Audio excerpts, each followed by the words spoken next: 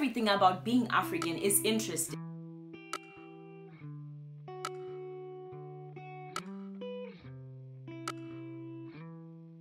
С возвращением, ребята! Меня зовут Kudzaishe, и сегодня у нас есть такая тема о как русские относятся к африканским. Можно подписаться на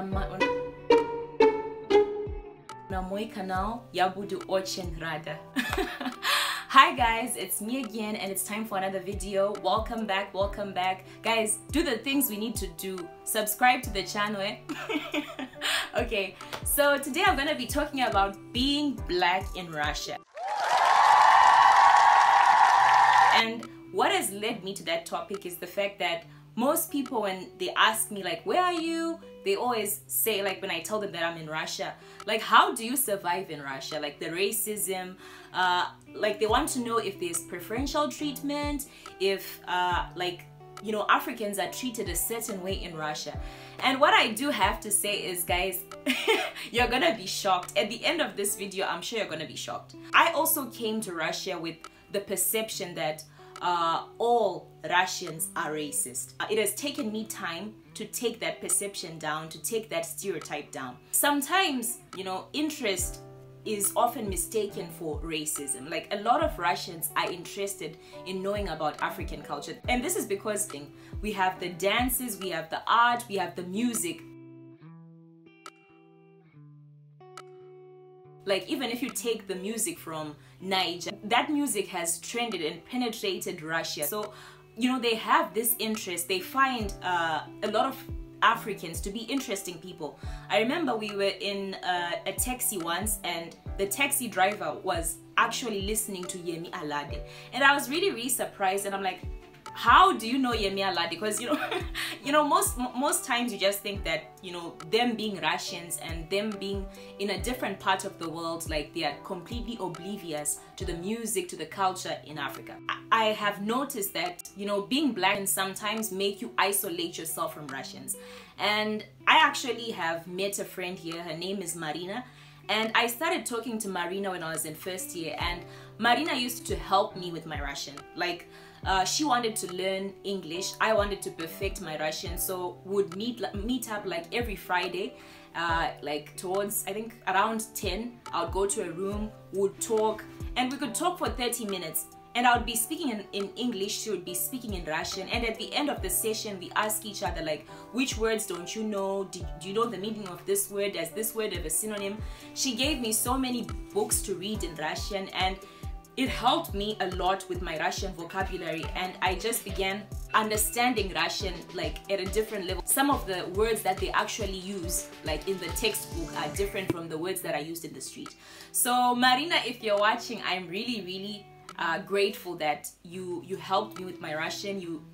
Marina was just a sweetheart, guys. Like, on Christmas she would bring me books as gifts. Like, the Russian Christmas and the conventional Christmas are actually two different things, and she would remember that it's Christmas, it's New Year, it's this occasion, and she would bring me these small books as a present. I did see that through that experience that not all Russians are racist. In my class, I'm the only African and I'm the only foreigner, and like, it's not always easy being the odd one out. And I think at first, like, it used to make me feel inferior, or it used to, you know, make me feel like I don't have a voice. But I want to tell you that in my class, like, we have this class representative, and he has been so good to me. Like, whenever we have an assignment, whenever we write tests, that guy is always there for me. Like, he'll send me templates, he'll ask me like, where are you with this? Have you made progress? Do you understand what they are saying? Like, you know, he's always ready to help me. He's always there to help and explain things, because, you know, with 1 year of learning Russian, you cannot understand Russian like a Russian. You know, the Russian that I learned is not enough for me to write my thesis, and this guy has really been helpful. So that has also shown me that, you know, Russians can actually be very caring people. They can actually be very friendly, hospitable people. And, you know, like, I did not expect that in my class there would be somebody who would be there for me like our class representative is. Other than that, there was also another instance where I went to the shops, right? I wanted a few commodities. I went to this grocery shop and I didn't have enough money. And I went in, I got some commodities, and when I walked to the till operator like told me that the total amount, and it did not tally with the amount that I had. And I decided to leave some sugar. And when I left the packet of sugar, like I carried my other commodities and I went. And I remember there's this Russian lady, she followed me and she's like, Devushka, astanavi. Then I stopped and she's like, like you left the sugar. And I was like, but I did not buy the sugar. And she said, I bought the sugar for you. Surprise! That one gesture of kindness, like, you know, it really spoke to me at a different level. And, you know, it being a stranger and she, you know, doing this, like it even changed my perception about racism, my perception about preferential treatment. You know, sometimes it's that one act of kindness that can make you forget about everything else that has gone wrong. You know, I don't know, like it just really caught me unaware, and I was just so grateful. At work also, I've also noticed that most of my colleagues, like, they'll ask me a lot of questions. What do you eat? Do you have a boyfriend? Like, how much money do you guys get? Which Russian foods do you like? Do you like borscht? Do you like the green borscht? Do you like the red one? Have you tried this? Do you eat dinya? If they have fruits, they'll also try me. They are so interested in my life. And I now realize, you know, that most Russians are actually interested about knowing how Africans are faring in Russia. And sometimes you'll be in the bus, like yesterday I was in a bus, and the driver, like, he kept talking to me, he kept asking me questions. Ты хорошо говоришь на русском?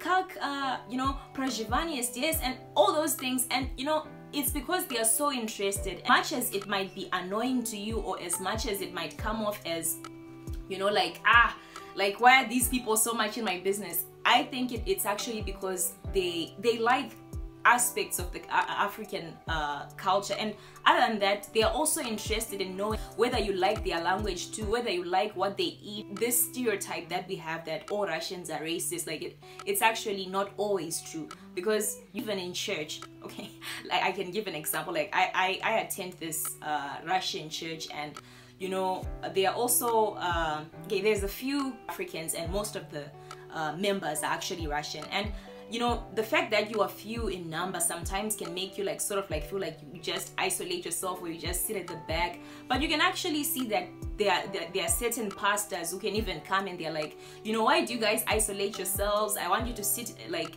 in front or in the middle section. You know, like, I don't know, those are some of the gestures that I've also seen here that perhaps change my perception that not all Russians are racist. I'm not saying that there's no racism, mind me, no. There is racism, and there are instances where you get in a taxi and the taxi driver is like, so do you have ice cream in Africa? Do you guys live in thatched huts? And you're like, you know, it just surprises you that that level of ignorance exists, and it does exist. It's not every Russian who will treat you like that. Like, even the students that I teach, you know, like I teach different groups. I have taught teenagers. The first thing you said is you saw a boy drawing on the wall. Taught kindergarteners, and teaching them has actually helped me to know that, okay, not everything that we hear on social media about Russia is actually true. I think two of the students in the smaller group, they would cry. Like, anytime they see me, doesn't matter that they were eating, they were drinking, they were walking, they were playing, they were laughing. They just see me and all of a sudden it's nye, and they start crying in a way that, you know, it's not like crying for 5 minutes or crying for 10 minutes. They'll cry for long and loud. And you know, it has also made me sort of like avoid that group. And I've had kids that have called me a monkey. Like, I believe that perhaps it's something that would be, you know, that would initiate from home, that perhaps the parents have not exposed them to like multiple racial setups, or besides that, maybe, you know, there's something that is being said about Africans, or comments that they've heard their parents